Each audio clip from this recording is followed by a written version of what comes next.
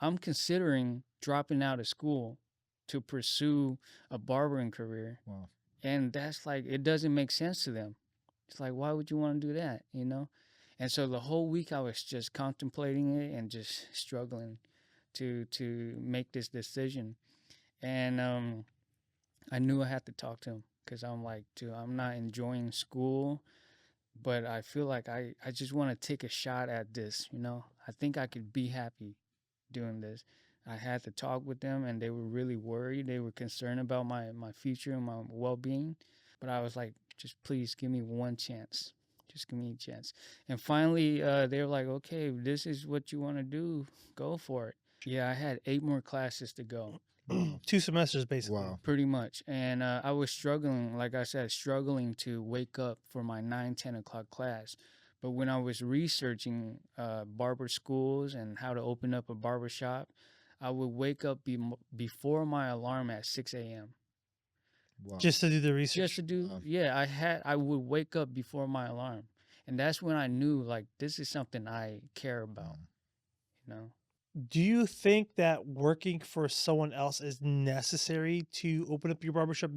You know, I think what helped me a lot was just listening and paying attention to things and watching. Hopefully, if I can watch and learn through other people's mistake, that could save me, a cost. I would highly recommend working at a barbershop first because you start to see little details that you wouldn't know. I see how often he has to refill the supply, how often he has to wash the towels Mm. and things like that. Things you don't know what you don't know, right? So things I couldn't have understood unless I've seen it. Mm. Irrespective of the industry, whether it's schooling Mm. or a hobby, is that working for someone else does open up. And this means like you have to listen to your point earlier. Mm. You're listening, you're paying attention, and you're trying to identify what is the day going to be like if I was to open this myself. The employees, the cloth, Mm. the coffee, the Mhm. grinding of the coffee, Yep. the customers and how they react, the drinks you got to make, Yep. the haircuts that they're not happy with, maybe Hmm. the refunds, all that stuff. So you're You're on awake. full alert and you're like, okay, how am I going to handle that scenario? Hmm. So you're getting practice of like you envisioning yourself in that role and you're preparing yourself for that position. Mm. So great foundational knowledge. Mm. But I do have to ask, did you or were you able to apply anything that you learned from college in finance to your business? And I'll start with you, Khan, and I'll go Mm. to you, Ty. Yeah, I think I learned a lot of good habits going through college. It taught me some discipline, to have the discipline to show up, whether Mm. you like it or not. You have to show up. It helped me be organized. College helped me gather my thoughts together. It Mm. helped me plan in advance.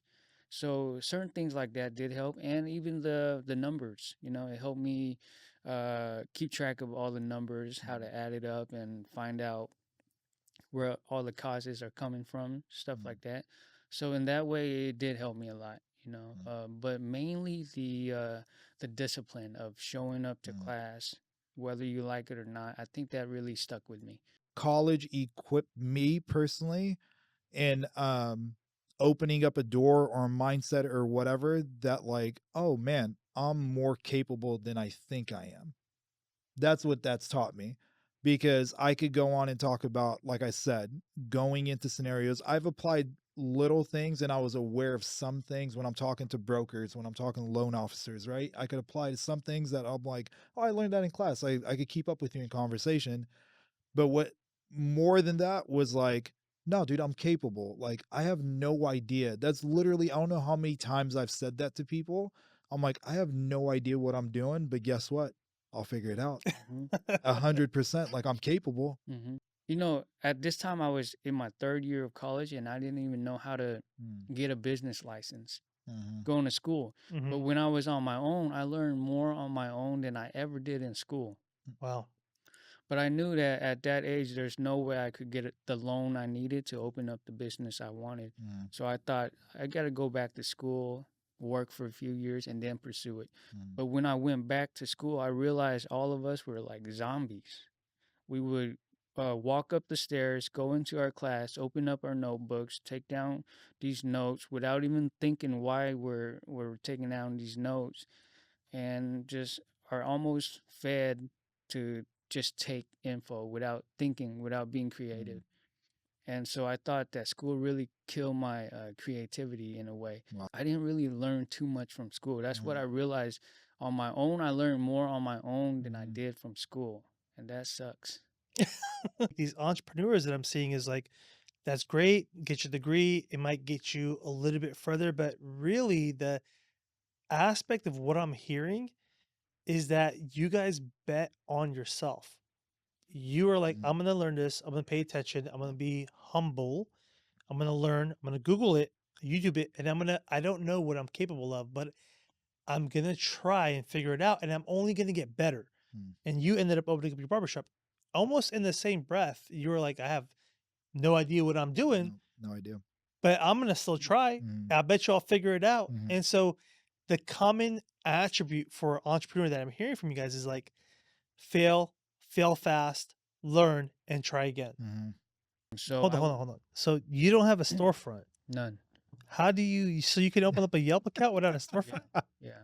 The storefront was in the process of getting worked on. So I would work at the other shop and would get phone calls about appointments at Wow. a shop that's not even open, Wow. and I would have tell them, "I'm sorry, I'm booked up today. I'll be open. I'll be available next week or something like that." Because I knew that Yelp was such a great tool. Mm. You know, I believe it's like the second best thing to word of mouth.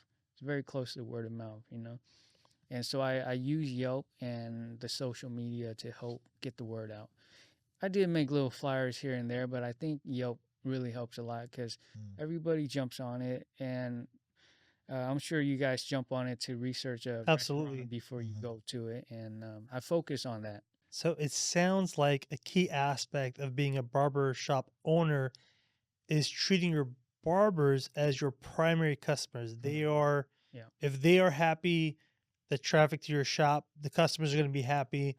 Plus, you want to make it a good working environment for them to Mhm. not leave, Mhm. essentially, to retain them. And then they don't have to come out of their pocket. So they're like, oh, I'm saving a little bit more money. I can just see that kind of happening. And Yeah. Mhm. maybe they take that into consideration of these little perks Yeah. to Exactly. retain them. So Yep. that's actually great takeaway.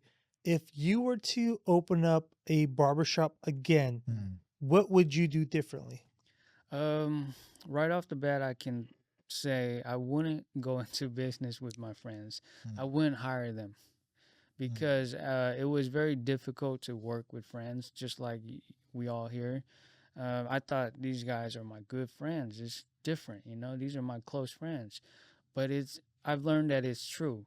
You should try to avoid going into business with friends and maybe even family because of the communication.